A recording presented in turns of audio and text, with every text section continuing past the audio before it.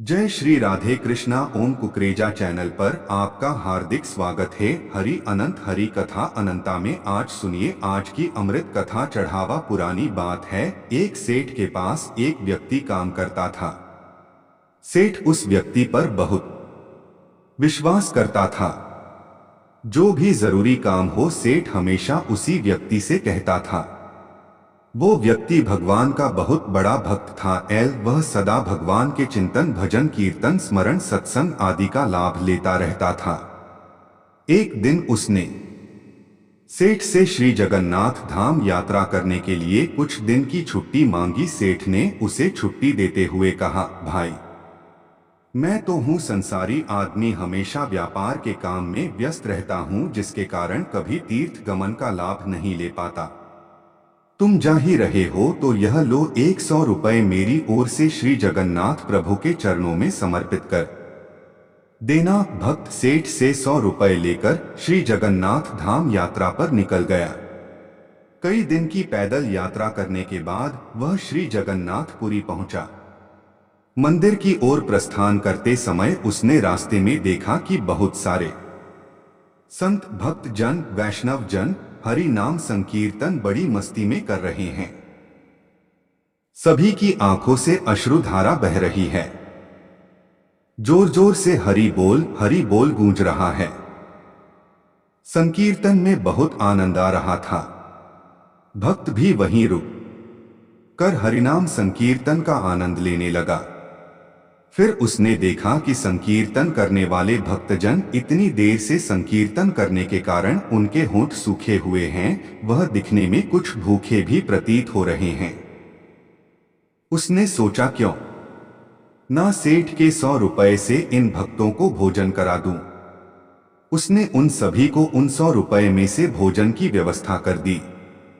सबको भोजन कराने में उसे कुल 98 रुपये खर्च करने पड़े। उसके पास 2 रुपये बच गए। उसने सोचा, चलो अच्छा हुआ 2 रुपये जगन्नाथ जी के चरणों में सेठ के नाम से चढ़ा दूंगा। जब सेठ पूछेगा तो मैं कहूंगा पैसे चढ़ा दिए। सेठ यह तो नहीं कहेगा 100 रुपये चढ़ाए। सेठ पूछेगा पैसे चढ़ा दिए, मैं बोल दूंगा कि पैसे चढ़ा दिए। झूठ भी नहीं होगा और काम भी हो जाएगा। भक्त ने श्री जगन्नाथ जी के दर्शनों के लिए मंदिर में प्रवेश किया। श्री जगन्नाथ जी की छवि को निहारते हुए अपने हृदय में उनको विराजमान कराया। अंत में उसने सेठ के 2 रुपये श्री जगन्नाथ जी के चरणों में चढ़ा दिए और बोला, यह 2 रुपये सेठ ने भेजे हैं। उसी रात सेठ के पास स्वप्न में श्री जगन्नाथ जी आए, आशीर्वाद दिया और बोले, सेठ तुम्हारे 98 रुपये मुझे मिल गए हैं। यह कहकर श्री जगन्नाथ जी अंतर्ध्यान हो गए। सेठ जाग गया, सोचने लगा, मेरा नौकर तो बड़ा ईमानदार है, पर अचानक उसे क्या जरूरत पड़ गई थी। उसने 2 रुपये भगवान को कम चढ़ाए।